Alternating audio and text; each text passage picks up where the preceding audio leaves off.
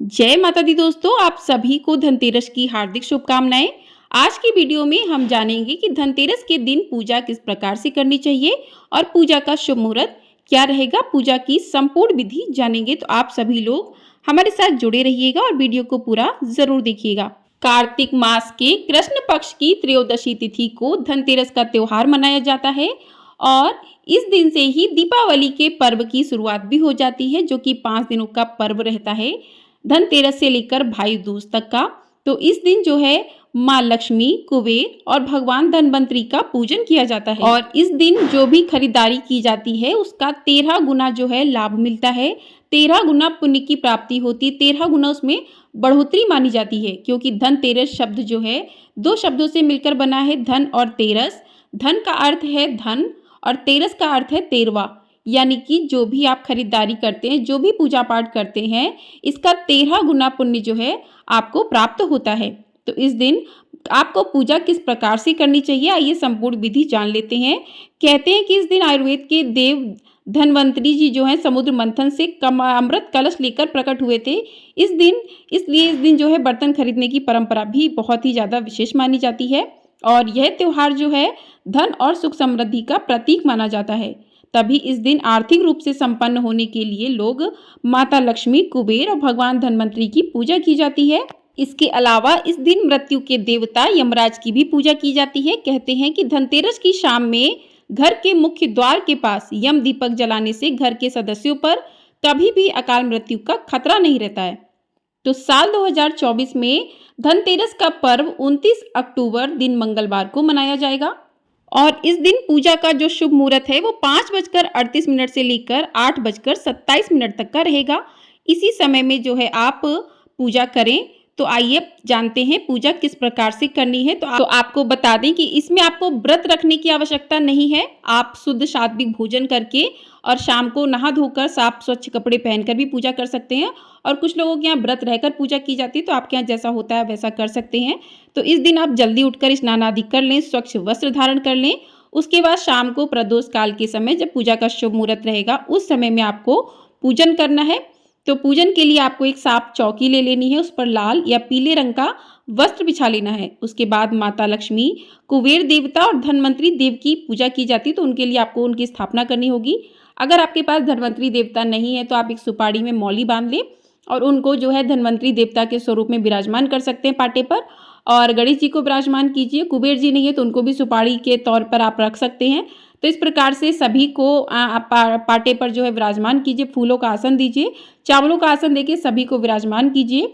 और इस जो पूजा में है वो कलश की स्थापना बहुत ही महत्वपूर्ण होती है, क्योंकि इस दिन धनवंतरी देवता जो है वो समुद्र मंथन से अमृत कलश लेकर ही प्रकट हुए थे, इसलिए इस पूजा में कलश की स्थापना का विशेष महत्व माना गया है।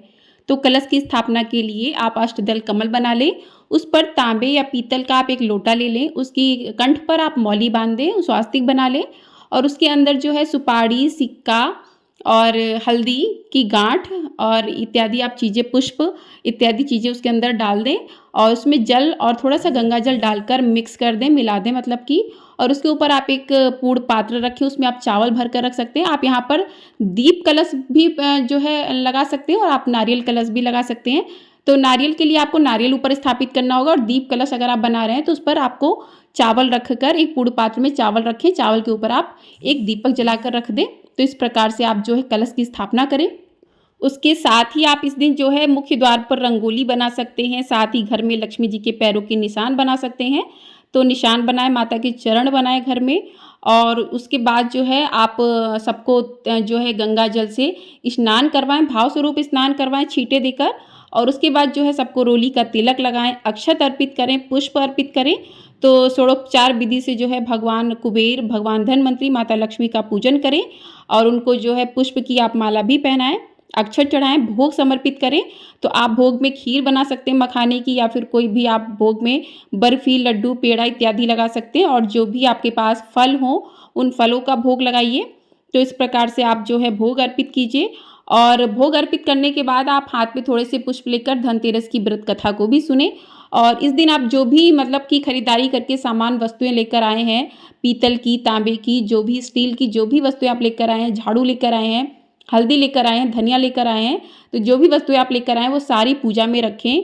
जो भी बर्तन लेकर आए हैं उन पर आप रोली का तिलक करें, अक्षत चढ़ाएं, पुष्प चढ़ाएं। झाड़ू का पूजन यदि आप के यहाँ धनतेरस को होता है तो आप इस दिन कर सकते हैं। अगर आपके यहाँ नहीं होता है तो आप दीपावली के दिन भी कर सकते हैं, तो आप दोनों ही दिन कर सकते हैं। तो इस दिन भी आपको झाड़ू को तिलक करना है और अक्षत चढ़ाने, पुष्प चढ़ाने, भोग लगाना है। इस प्रकार से झाड़ू का भी पूजन करना है। और उसके साथ ही जो धन्वंतरी देवता हैं उनको आप औषधि जो है समर्पित करें। तो औषधि के रूप में आपके घर पे अगर एलोवेरा है, हल्दी है, काली मिर्च है और दालचीनी है, इलायची, शहद है, धनिया है, तो ये सारी चीज़ें जो हैं, जो भी औषधि की चीज़ें हैं, औषधि रूप में है, आपके पास जितनी भी चीज़ें हो जाएं, आप 2 भी चीज़ें रख सकते हैं, तो उतनी चीज़ें जो आप धन्वंतरी जी को अर्पित करें। और आपके घर में किसी की अगर दवाई रेगुलर चल रही है तो उस दवाई को भी आप वहाँ पर अर्पित कर सकते हैं। ऐसा करने से उनकी दवाई छूट जाती है, रोग से जो है मुक्ति मिलती है। तो इस प्रकार से अर्पित करें और अर्पित करने के बाद आप जो है आज सच्चे मन से पूजा करें। और पूजा करने के बाद आप आरती करें। आरती भी आपको हमारे चैनल पर मिल जाएगी, कथा और आरती दोनों ही चीज़ें। धन्वंतरी भगवान की कथा भी मिल जाएगी और इस दिन आप धन्वंतरी स्रोत का पाठ भी कर सकते हैं। तो इस प्रकार से पूरे विधि विधान से पूजन करें। और आप जो है दिया जो है रात भर जलने दें, तेल का दिया जला दें। तो अगर अखंड दीपक आप जलाना चाहते हैं तो आप रात भर जला सकते हैं, क्योंकि माता लक्ष्मी का वास रहता है, क्योंकि दीपक जलता रहता है तो माँ लक्ष्मी हमारे घर में रहती हैं। तो इस प्रकार से जो है आप पूजन करें और आरती करने के बाद क्षमा प्रार्थना करें कि पूजा में आपसे जो भी भूल चूक हुई है उसके लिए आपको क्षमा करें। तो इस प्रकार से धनतेरस की पूजा आपकी पूर्ण होती है। उसके बाद कुछ लोगों के यहाँ यम दीपक आज ही जलाया जाता है, तो यम दीपक शाम के समय जलाया जाता है। और आप इस दिन जो है 13 दिए जलाएं, 13 नहीं हो तो 5-7 भी जला सकते हैं, लेकिन धनतेरस पर तेरस मतलब 13 दिए जलाना चाहिए। 13 दियों का बहुत ही ज़्यादा महत्व होता है। तो आप इस दिन घर के मुख्य द्वार पर भगवान के पास जो है 13 दिए जला सकते हैं। इस प्रकार से आप जो है पूजन करें। और उसके बाद शाम के समय जो है रात में यम दीपक जलाएं, क्योंकि धनतेरस के दिन यम दीपक जलाना बहुत ही ज़्यादा शुभ माना जाता है। कहते हैं यम दीपक जलाने से घर में किसी की भी अकाल मृत्यु नहीं होती है। तो उसके लिए आप आटे का एक दीपक बना सकते हैं, या फिर आपके पास कोई भी पुराना दीपक रखा है उसको ले लें, उसमें रुई की 2 लंबी बाती बनाकर डाल लें।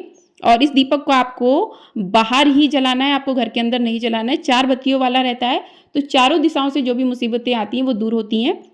और उसके बाद उसमें तेल भरें, उसमें कुछ काले तिल, कौड़ी, सिक्का डाल दें और रोली अक्षत पुष्प से उसका पूजन करके और घर के बाहर ले जाकर खील या गेहूं की ढेरी बनाकर आप उसे जो है रख सकते हैं। दक्षिण दिशा में आपको इसको रखना है, इस बात का ध्यान रखना है। और ओम यम देवाय नमः इस मंत्र का जाप करते हुए इस जो है दीपक को आपको घर की दक्षिण दिशा में जला देना है। वहाँ पर ज़्यादा देर आपको रुकना भी नहीं है, आपको वापस आ जाना है, मुड़कर नहीं देखना है। तो इस प्रकार से धनतेरस के दिन आप पूजा करके यम का दीपक जला सकते हैं।